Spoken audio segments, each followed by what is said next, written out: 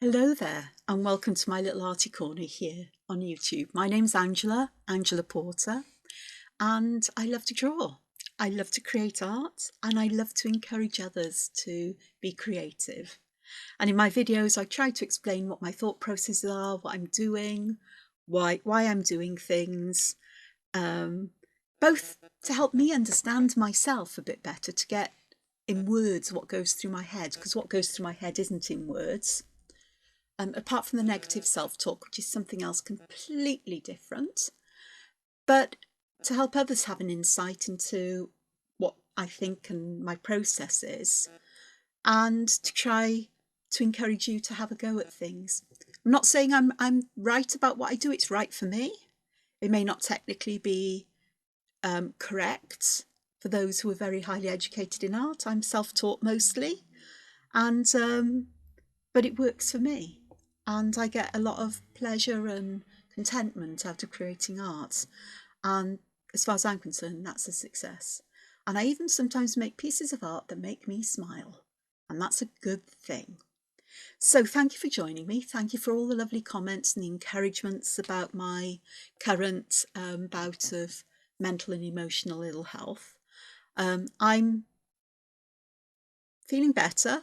Medication levels are increasing within my body. The doses remain the same, so day by day there's a bit more running around, so day by day I'm feeling a bit better. I've had some wobbly times in the last week though, a couple of seriously wobbly, but it's a process, and I've been through this before and I'll get through it again, though I didn't expect to. I thought I nailed it, but we won't talk about that now.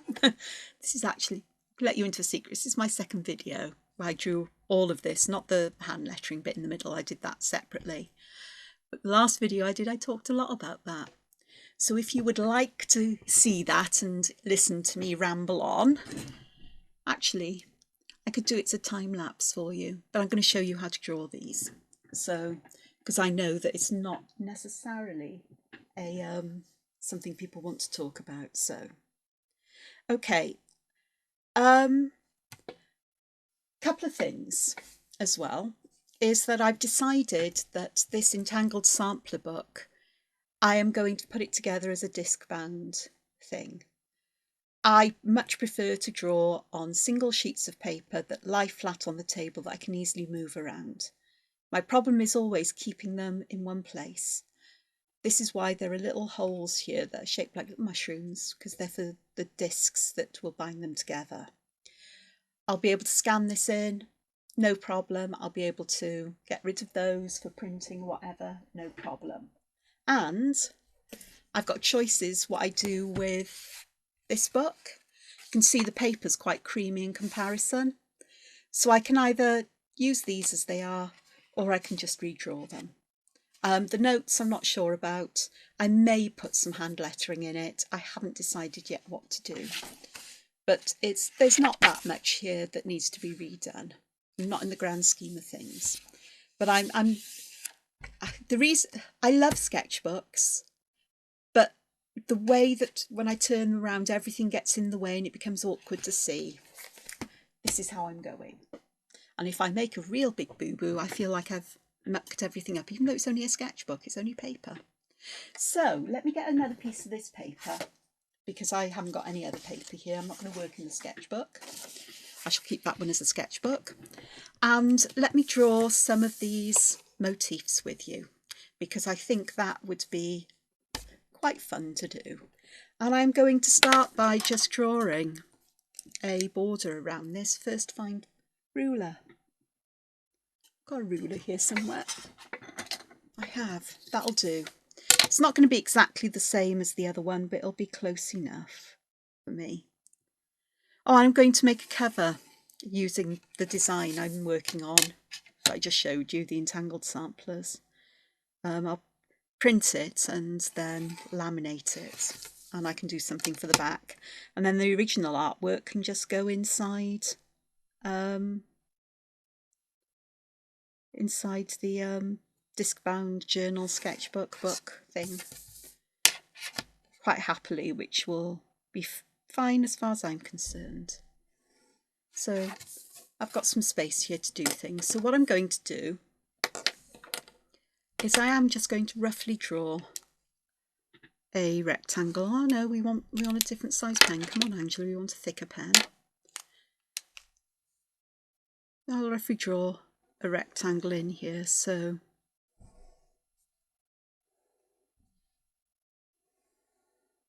I've got something similar to this. It's not exactly the same. It's a sketch, so it doesn't matter. So with this one, I started up here and I drew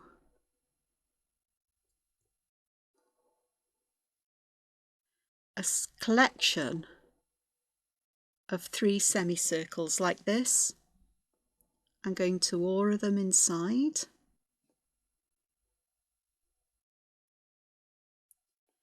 Like so. And then the bottom of each here I'm going to put some of these. Now I can't remember your name, sorry, but somebody did say that this is called in Zentangle terms caviar. So it's a nice large circle with a black dot in the middle. I suppose they do look like little eggs or tadpoles, you know, frog spawn. Not that you'd eat frog spawn. Well, I don't think people do, but you never know, do you? And then I just split this up into sections like this. So I'll do that with each of these quickly.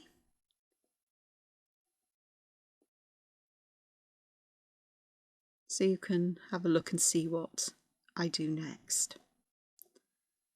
And this is quite a familiar kind of motif that I like to use, so you may have seen me draw this before. But we're going to have a look at different ways of filling these spoke areas in. Not meant to be spokes, they're meant to be sort of textural, like veins in a leaf, I suppose. I only put 2 layers in here because the space was really quite small, whereas in these other sections I've got a lot more space there.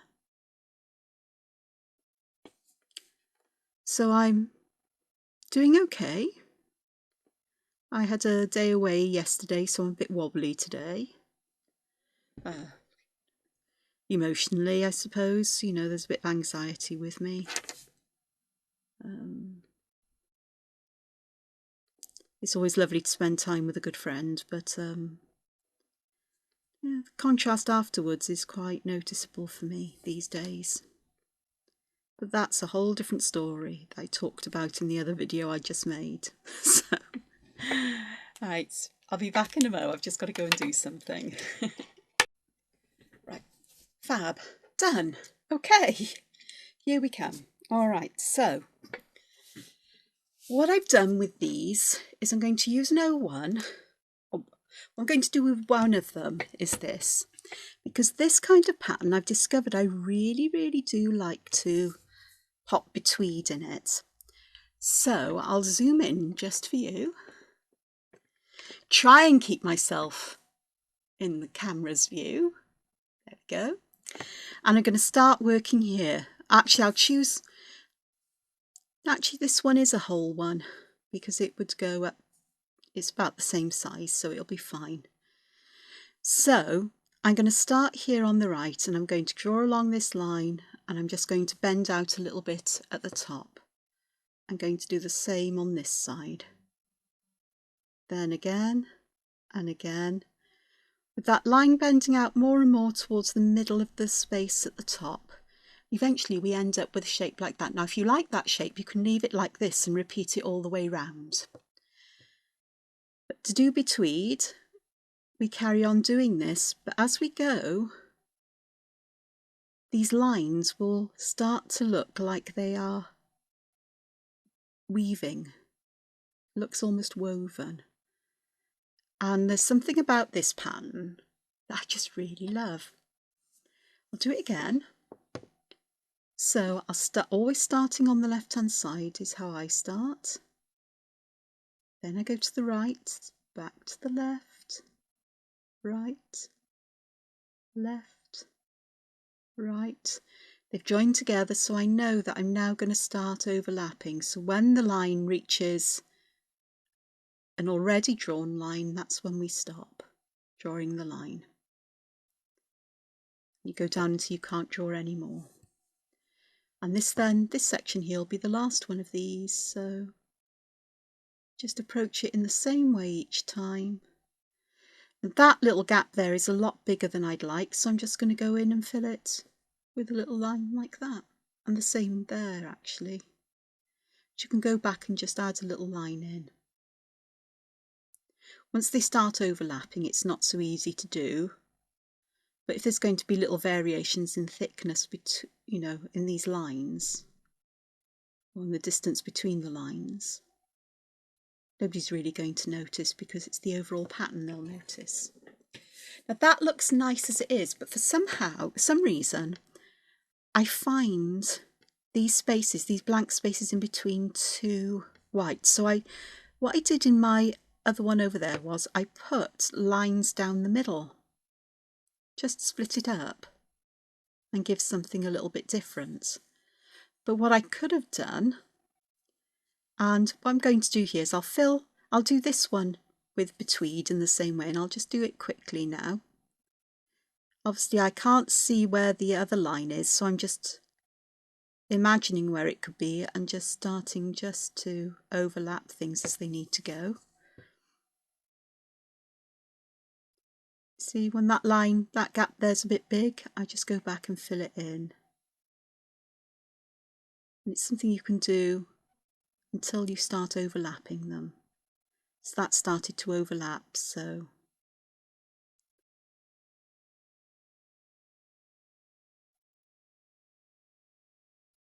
like so. And then we've got this one. So the line would be here, so I've got to imagine what I'm going to do actually. This is how I work it when I can't see the line. Remember that shape in the middle that looks a bit like a leaf? If I put that in first, then I can add these lines in. Imagine that they are going back to a point, and then I can start the process of weaving lines together there. And nobody can tell which way round you've drawn them. Same end result, different way of getting there. So what I'm going to do with this one instead is I'm going to put some aura lines outside the betweed. And then that gives me space here to put another pattern in this section, or not. But I have got breathing space between them. So that's another alternative to do. And of course we could use all kinds of things to fill these up. And what I think I might do is I'm going to fill them with these kinds of shapes, auras, like this, which end up making it look a bit like an orange.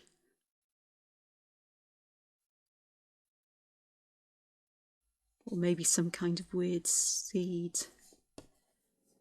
something like that, but it works nicely. And of course those sections can then be filled in with pattern as well. So that works quite nicely. Okay, let me move out again. Okay, the next thing I did were these up here. Okay, and to do these, you start off by drawing a letter S from the, I prefer to do it from the bottom, and I'm going to draw my S shape backwards. A nice big top though, small bit at the bottom, and then this big top I can carry on drawing and create a spiral shape. Don't know if you can see what I've done with my spiral on this one. I didn't do it on the others. I've made the distance between the lines of the spiral at the bottom wider than those at the top. And you'll see kind of why in a moment. So now I'm just going to draw around it with an aura that goes back and almost connects at the bottom.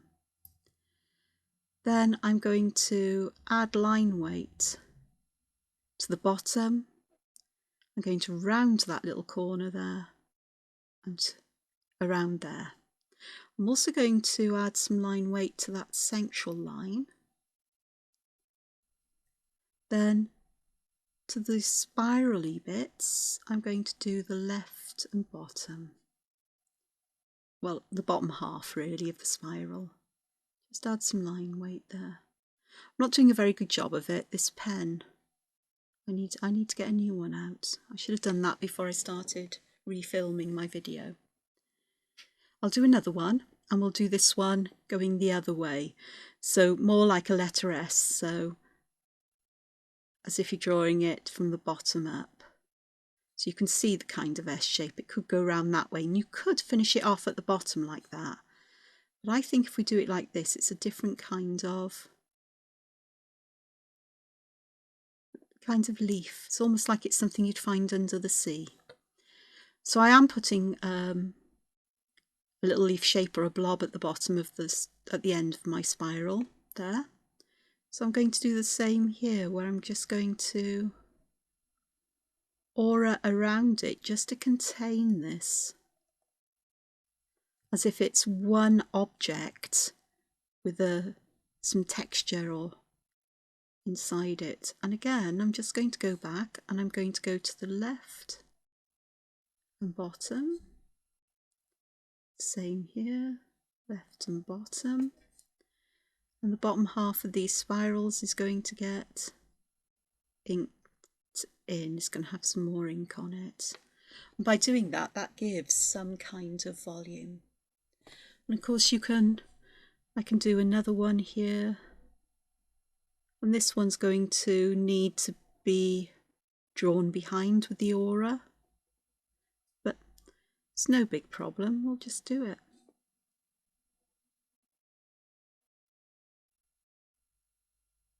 So the left and bottom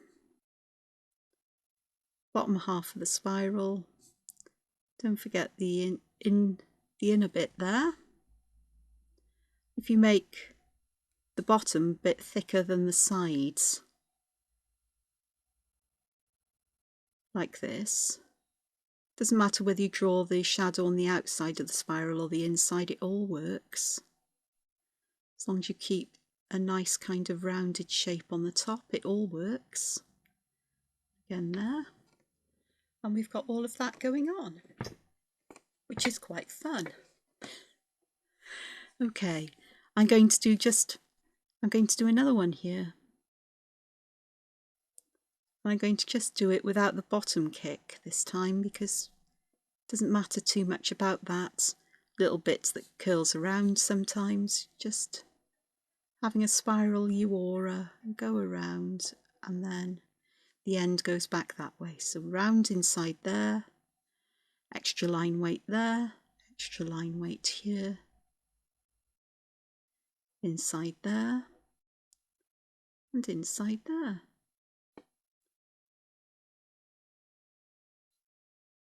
I've got 4 of these, and I do like to work in odd numbers.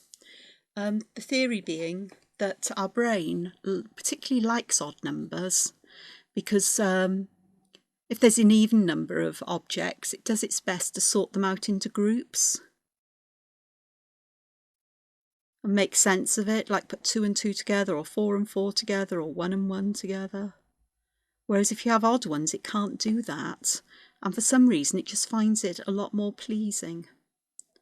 And I can live with that one.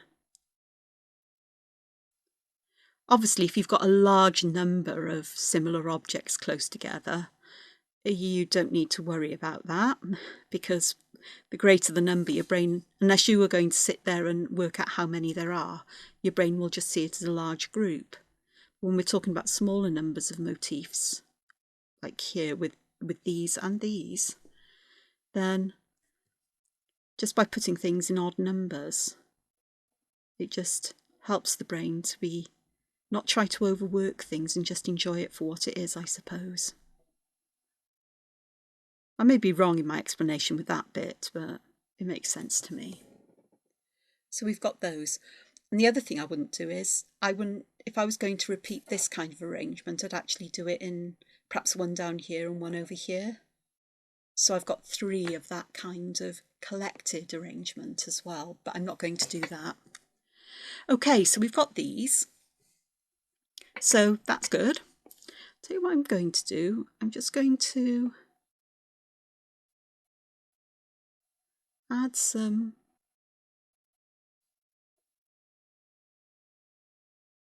weight like that, so it looks like we've got almost like holes there, which works. Okay, so that's these. The only difference here, actually I've got 6 there, but I'm not going to add another one in. I can do very quickly. Just do one here.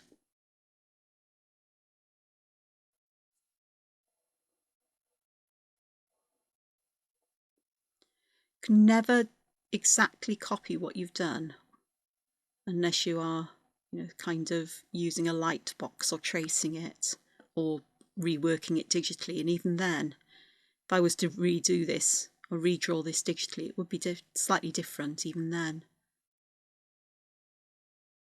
And if you need to draw pencil lines to help you do this, don't be afraid of doing that. It's perfectly fine. You didn't see the number of pencil lines I needed to do the hand lettering and to keep everything organised there. Just tidying up my lines. On the one I finished earlier, I have filled in these little bits with black. I'm not going to do them all because it's a bit like watching paint dry, but it really does help with bringing these shapes out and separating them from these circular motifs as well. And you can see with just a little bit. Okay, so these ones here and here and here are drawn in the same way. I've just filled them in slightly differently, and we'll have a look at that in a moment. So if I start with drawing the one that's up here, you start with a kind of wobbly shape like that. So I drew around here, drew the wobbly bit in, rounded there, came back, and then rounded to join it in. Okay. Then I'm going to start with this section here, and I'm going to draw around where I want it to go. This bit here, I don't want to draw what's inside the box, so I can just go and draw that line in. I can then draw the inside aura, like so, and then I can erase that pencil line once the ink is fully dry. It does take a little while to dry. On that one I actually went all the way round, but we'll do that now, because I'll take this one. I'm just going to bring it around to there.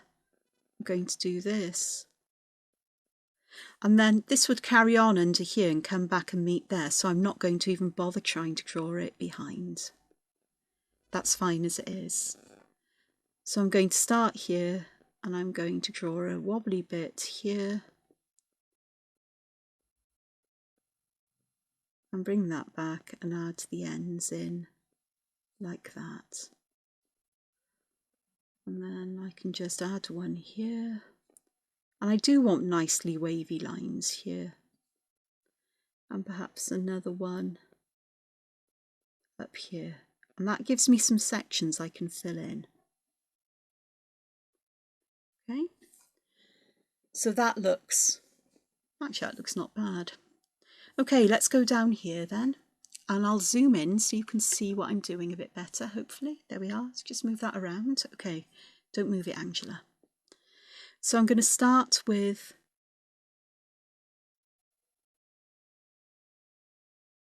a wobbly. It looks like a letter M or a letter W, which if you find it easier to draw that, please do. So I'm going to start here, and I'm going to just go all the way round and come back almost to touch that one, but not quite. And then I'm going to aura inside to enclose this space. Okay. Now this little bit here, I am going to fill this in with black here, because I'm not going to try and fill it with pattern. I'm just going to suggest that it's a deep dark hole, as it were. Okay, so the next round I'm going to put a petal, or whatever we want to call it, because I haven't made my mind up whether these are mushrooms, seaweeds. It's in the section of my my visual reference book as Under the Sea. It's one of those sections where they're sea oriented, so I guess they could be coral or seaweed, but they actually remind me of weird mushrooms as well, or fungi, if you prefer fungi. So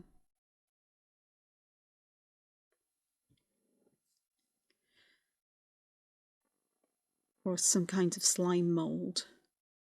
I think slime moulds can look like this. So I'm going to add another one here.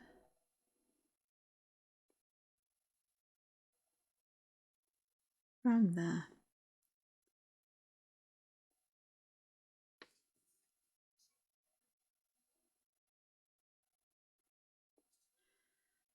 And then this one here then, I think.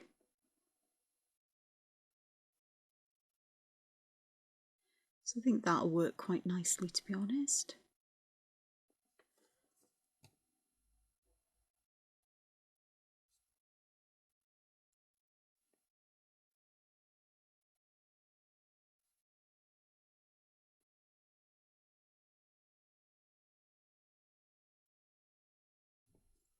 Like so. I need to add some line weight just there. Now I did have 3 in my original drawing. You can see I've drawn these much bigger, all of them much bigger than on this. So I will put a 3rd one in just under here.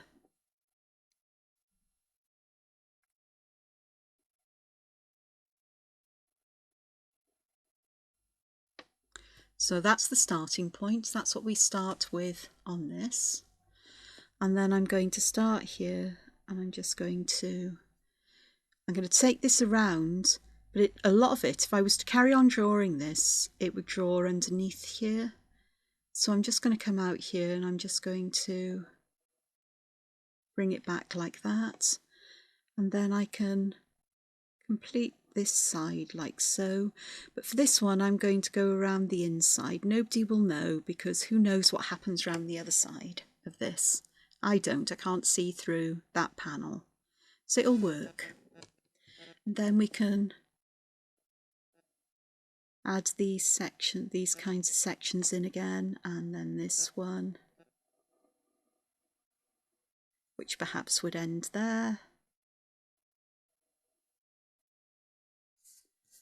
And then perhaps one here that would end here. Again, I'm just going to go and add some line weight to some of these. Left and bottom on the outside, right and top on the inner parts, on the inner lines.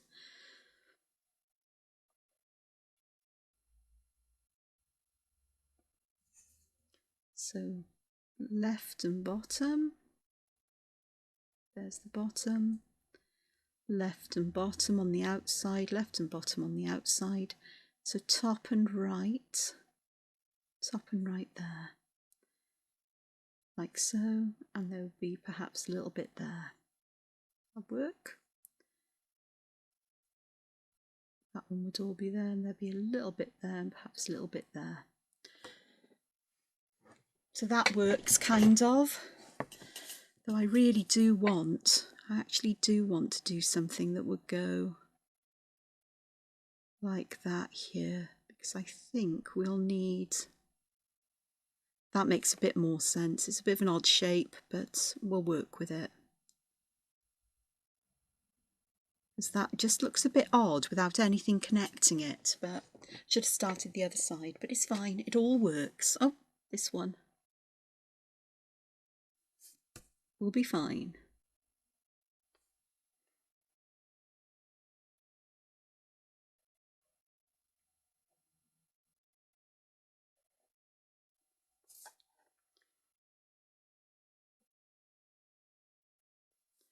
There we go. So I've got these to fill in. Now then, my bolder pen away. I'm going to use the 01.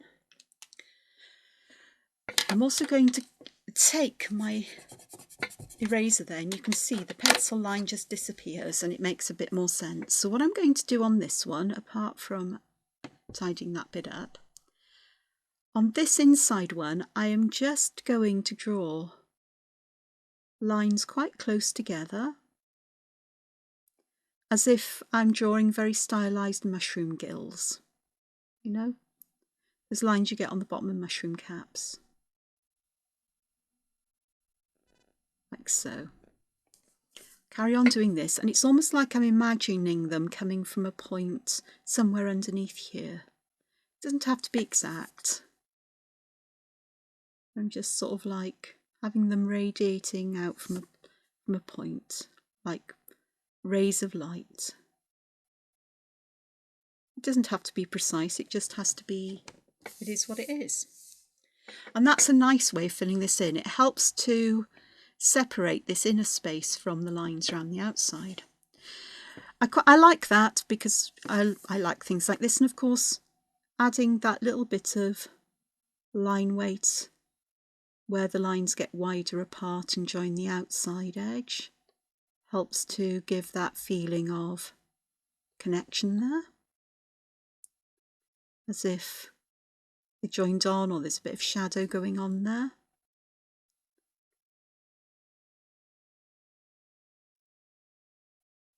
So you can do that as well. I didn't do it actually on the other one. But instead of doing all the lines all equidistant, or fairly equally distant, but varying distance between them. So here I'm drawing pairs of lines, but I'm leaving gaps between them, which does make some sense, like so. And of course these sections in between, we could fill them with patterns like this or shattuck or anything else. Okie dokes, this one here, where this sort of like comes down here, I would imagine that we've got lines very close together, as if it's a fold. And then I want these lines to get slowly further apart until we have them quite far apart up here, and perhaps getting closer together. And the same here, where they start to get wider apart and then we've got a big gap. And on a small scale like this, it doesn't show up too well, but here you can see I've got 3 dips and some highlights, and with the added extra bit of shading with something or addition of colour and contrast, that would look almost like that is rippled and folded. It's kind of something you'd find in op art, optical art, using lines in this way. Okay, what else can we do? Another way of adding lines is to add a bit of a sparkle. So I'm going to start here, and a sparkle is a break in the line. I like to put a dot in the break of my line, and I tend to, well, it varies what I'm drawing. Here I can actually get the dots to go across this shape as if there's a high ridge here, and I have bent these lines. I've curved them to give again a feeling of dimension, and that this perhaps is getting wider towards the outside edge.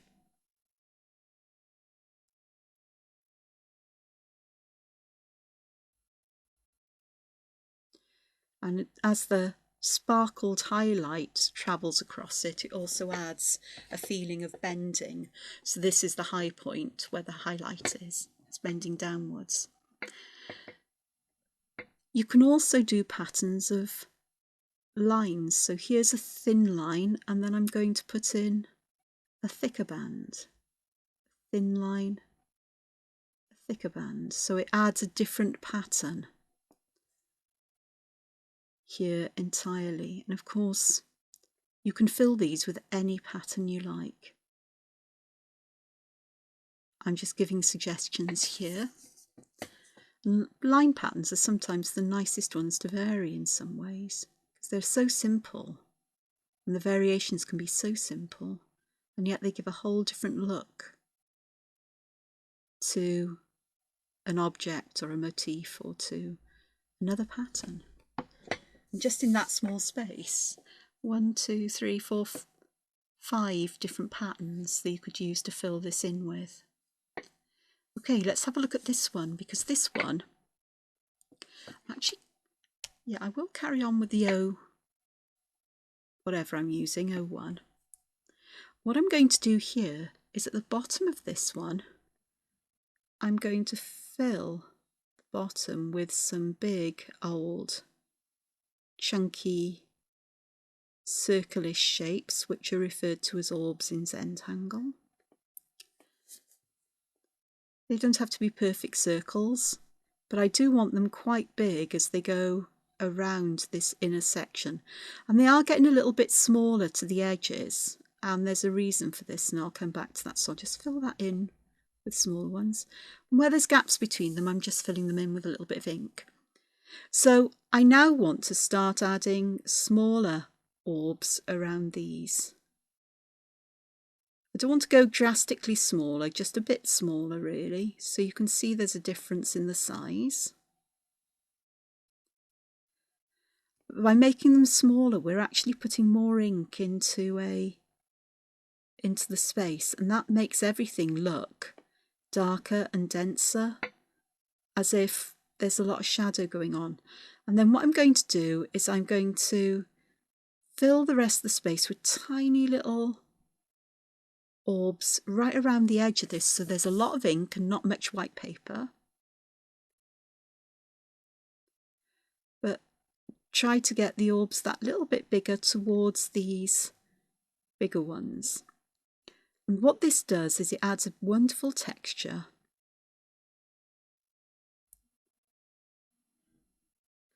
You know, they might vary a bit, but it reminds me very much of plant cells under the microscope, actually.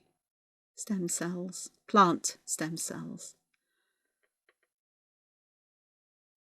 So around the edge, the cells are all compressed or very small and close together like that. And the bigger ones in the middle, they are. Just gives that wonderful feeling. So we've got that space filled with different amounts of ink. Because here we started with the lightest circles in the centre. We can actually put the biggest circles at the other edge or right through the middle. If we put them through the middle, if I do that here, I'm just going to start with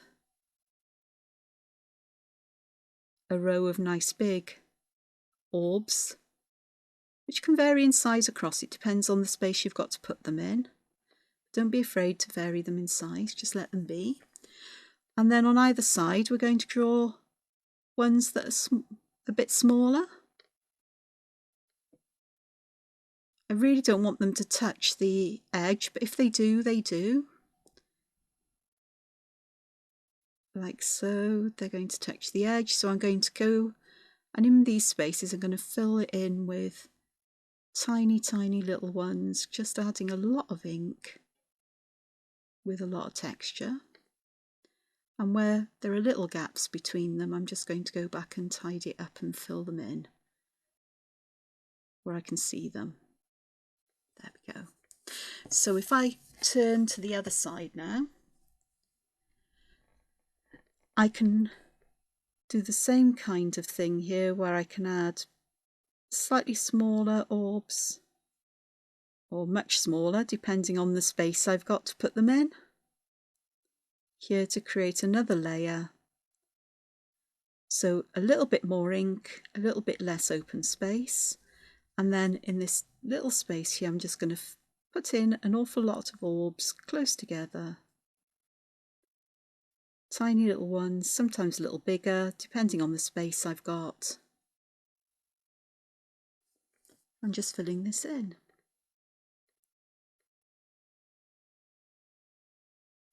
I love to play with things like this.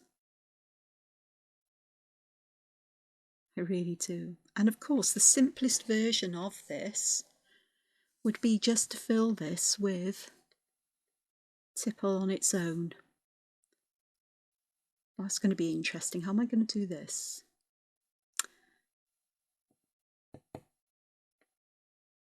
Okay, so here I've done middle, close to the bottom, and of course we can do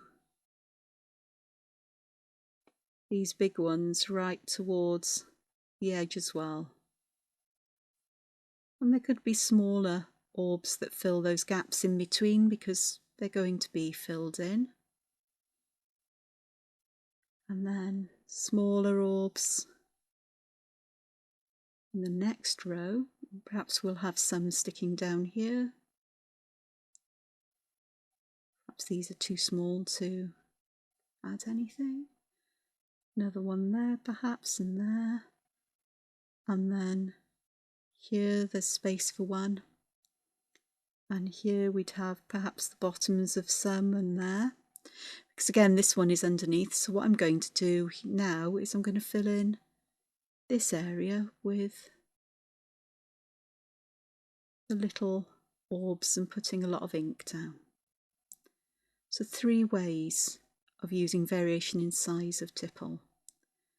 And I know I haven't done any tipple alone on this one, but that is what it is. So we've got that going on. And you can see how that just gives a different area of shadow on each one. Okay, what size have I got here? It's the 05, I wanted the 03. Because here on this one, what I'm going to do here is I'm going to put a complete orb in. Little gap there, so I'm just going to fill it with ink. And then what I'm going to do to either side is I'm going to draw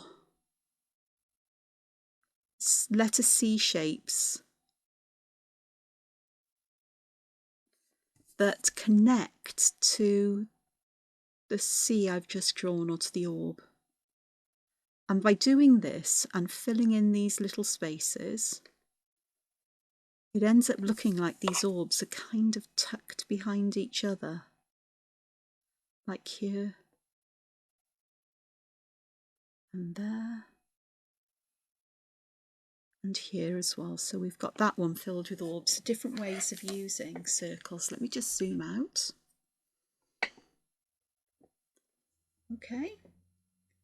So ideas for filling. Now, even though I filled these with these patterns, they could be used anywhere you need a filler pattern. So this kind of page is full of ideas for how to fill different patterns, and that's maybe how I'm going to approach this and keep this happening. So next one. This one is going to have a right mix of kinds of patterns to fill this in. This one here, I'm just very simply going to use some little circles, and I think I will fill them in with black. And with this one here, which is a very small area, I'm also going to put some little black shapes around this outside edge, like so. So we're adding ink there, but I could also just go back and add some dots to them to suggest there's more shadow, and then I could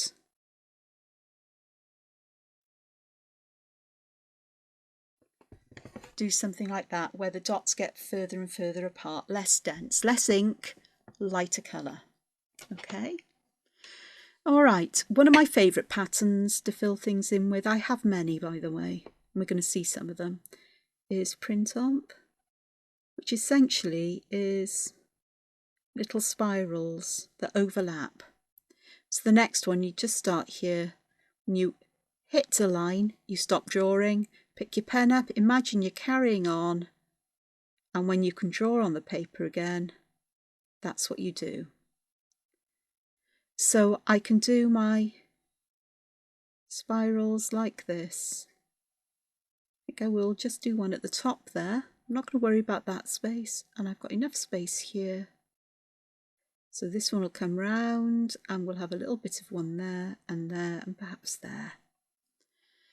Now that's lovely as it is, and I'll zoom in on this so you can see, oops, let's try the right button so you can see what I'm going to do. Printemps is always lovely. You can add depth, dimension, volume by shading, but I also like to do it by adding line weight. So here I'm going to add line weight to the bottom and left of each ring of the spiral, or each layer of the spiral. So there's going to be half of each spiral is going to be thicker than the other half, however you do it. If you do it consistently, and that gives some dimension, especially if you make the lower, you make the layers thicker and thicker as you go further down the spiral, or thinner and thinner as you come up the spiral. Either will work. You just get a different point of view of them. So that saves me having to do just plain Printemps. I might actually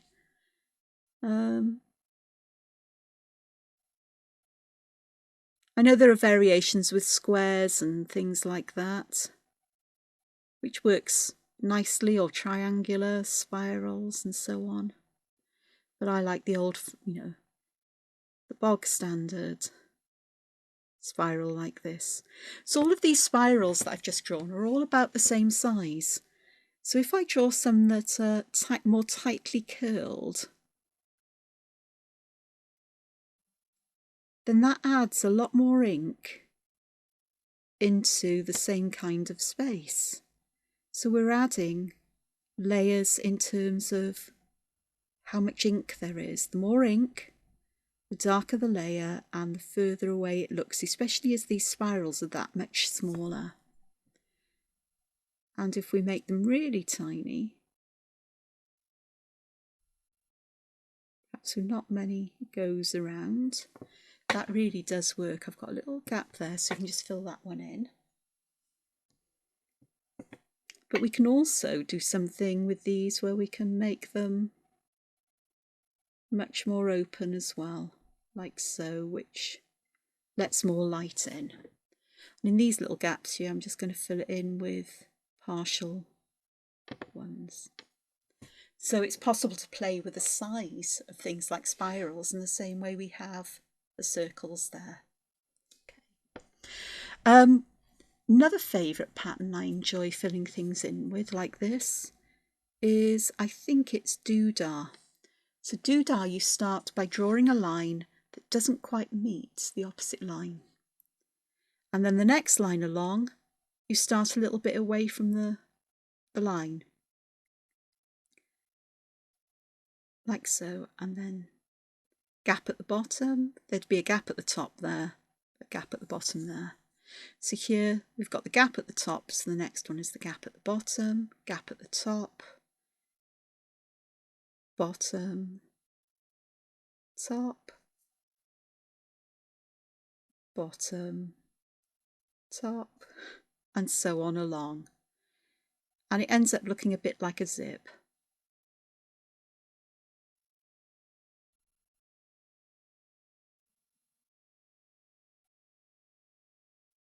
These patterns are common in things like marquetry, which is where people use very fine wood to create patterns on furniture and frames and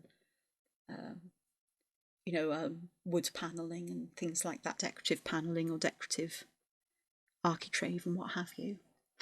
Okay. The last one I'm going to do, there's two I want to do, so I may put another one of these patterns in. One of them involves filling this space with almost like petal shapes.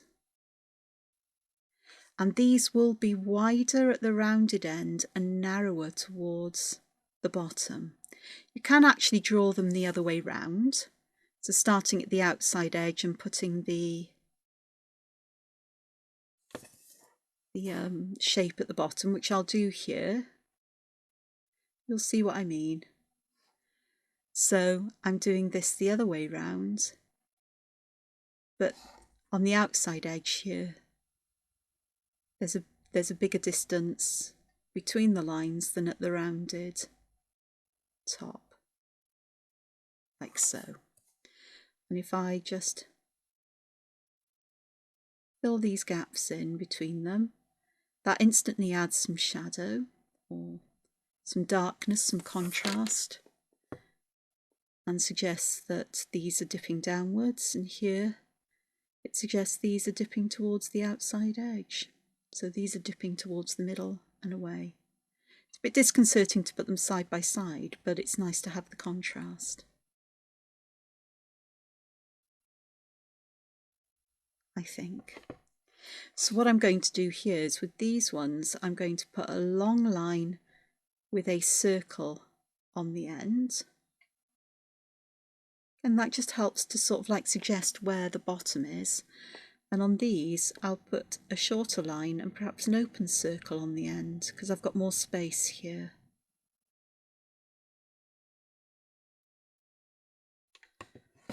So that's possible to do. And the last thing I'm going to do, I've got an 05 here, I'm just going to add another one of these petals in.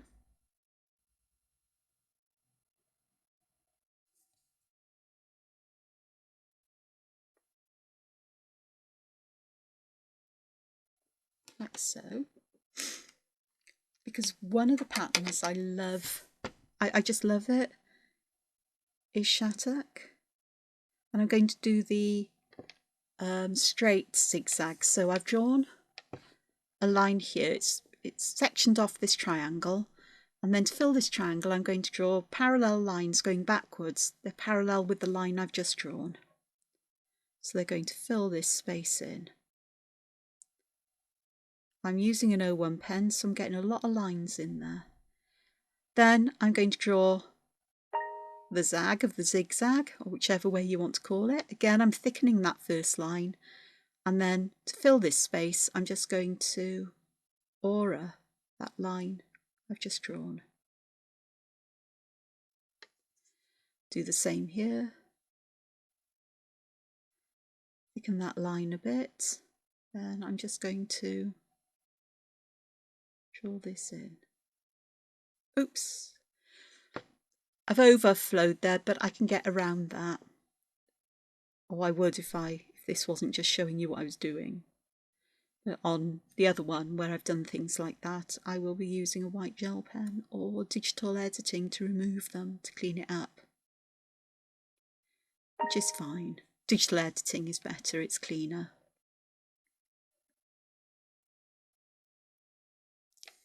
Go so. Let's do this. Nearly done. And I'll do a compare and contrast. And then this one, we'd have the line going this way. So what I'm going to do instead is I'm just going to fill all of this in. Parallel lines like this.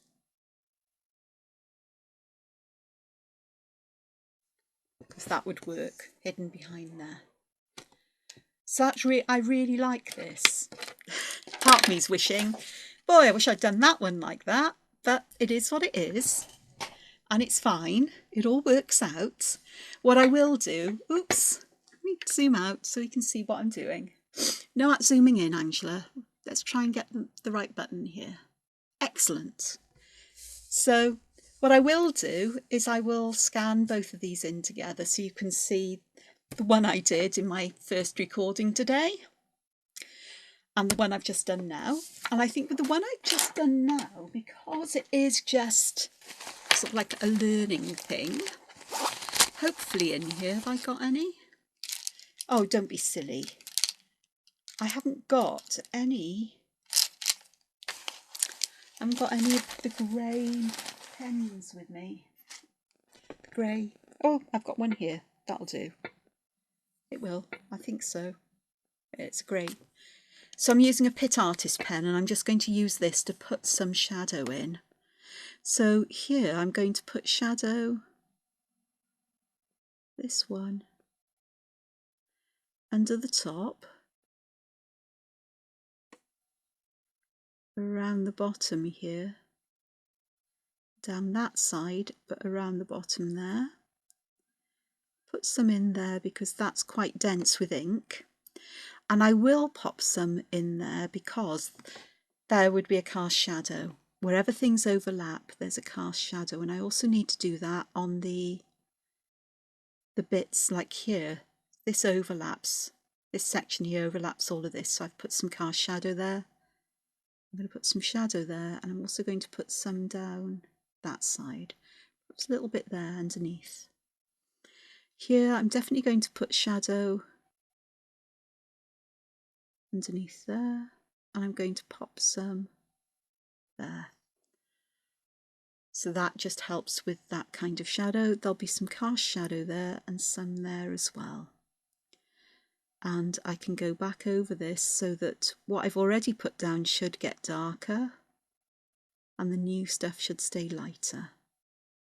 And I can do that the same here and just make sure that what was already there is darker.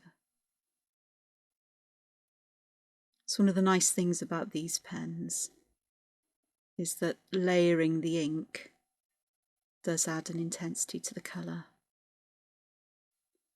It's already there, especially once it's dried. Like so, and then perhaps like so. So that just helps to bring some dimension in there.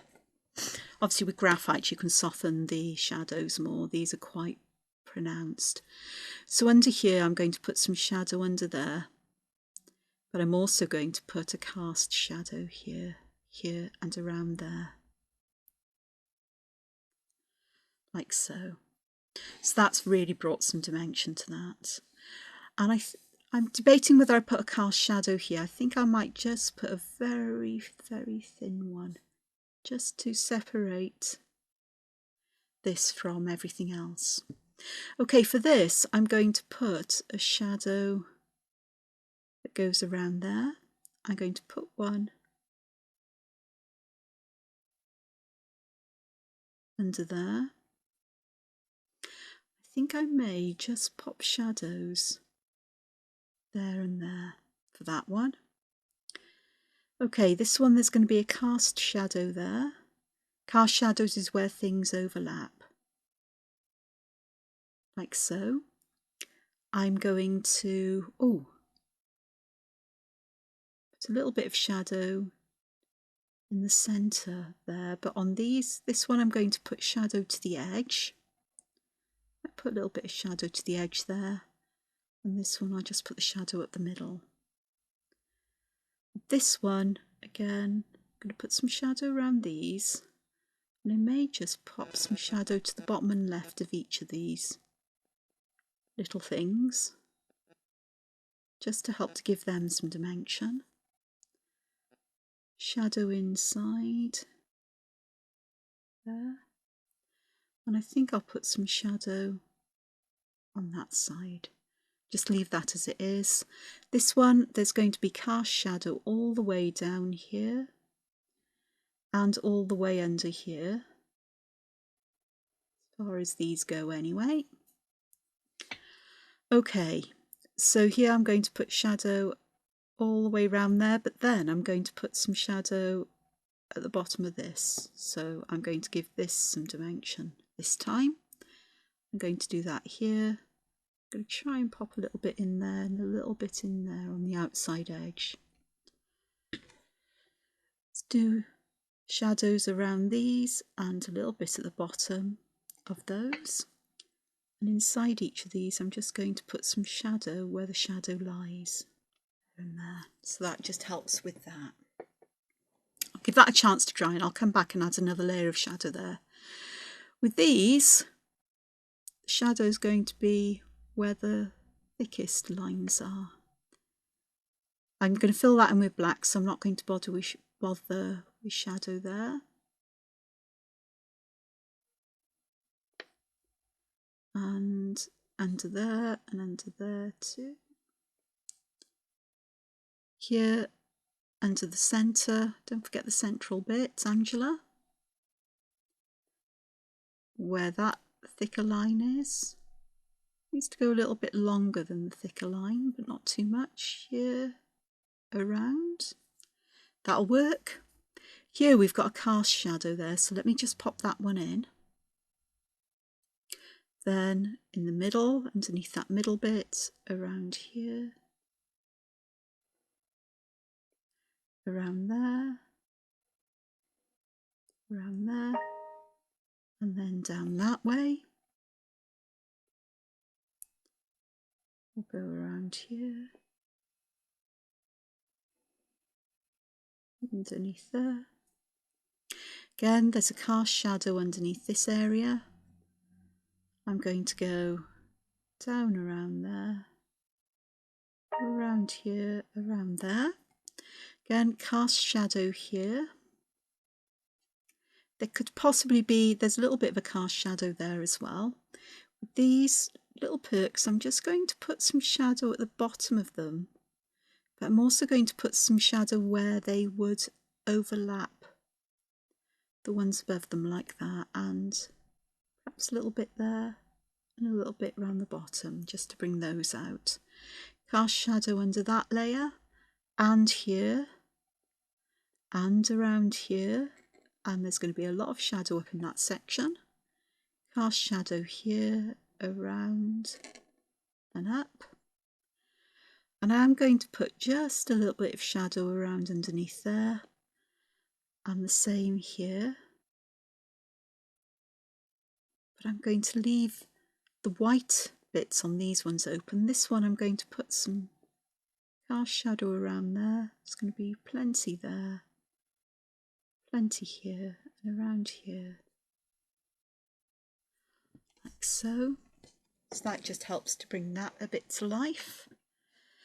This one I'm just going to put shadow around here. I'm going to put a thick layer. Again, I may come back to that once this is dried. So we've got that, there's a cast shadow there, there's going to be one there, around here,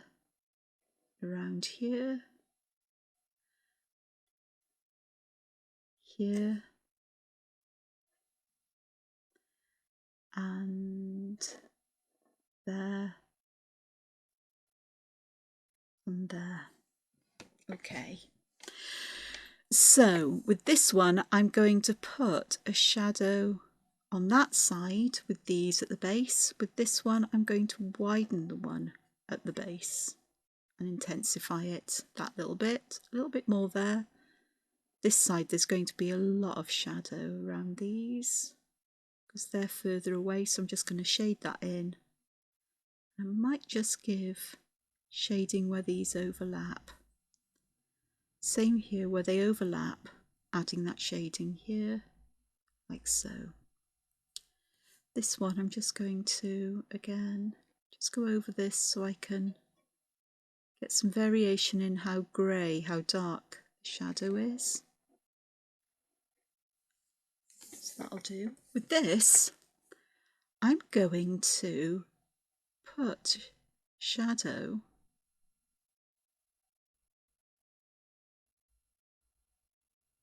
those sides of the lines and just a little bit inside here.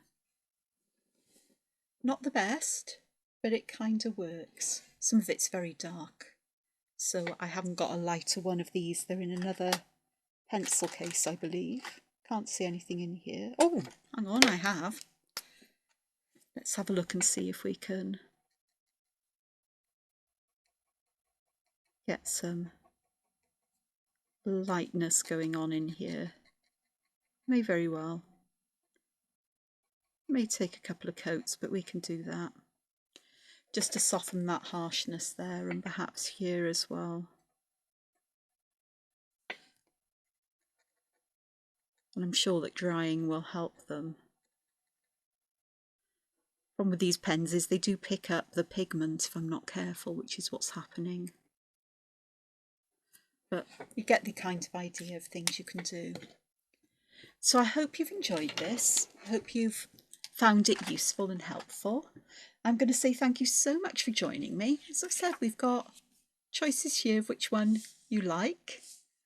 This is the one that I'm going to work on, and I'll work on this one next video. This one was just because I'd already recorded a video, decided that I wasn't going to share with you what I was burbling about. Obviously I needed to burble about it, but sometimes my mouth runs away with me, and I realise afterwards, oh, perhaps I shouldn't have talked about that.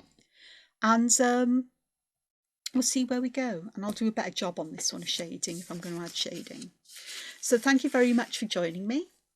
Please look after yourselves, take time to be creative, and I'll see you again soon. Ta-ra for now. Bye. Bye.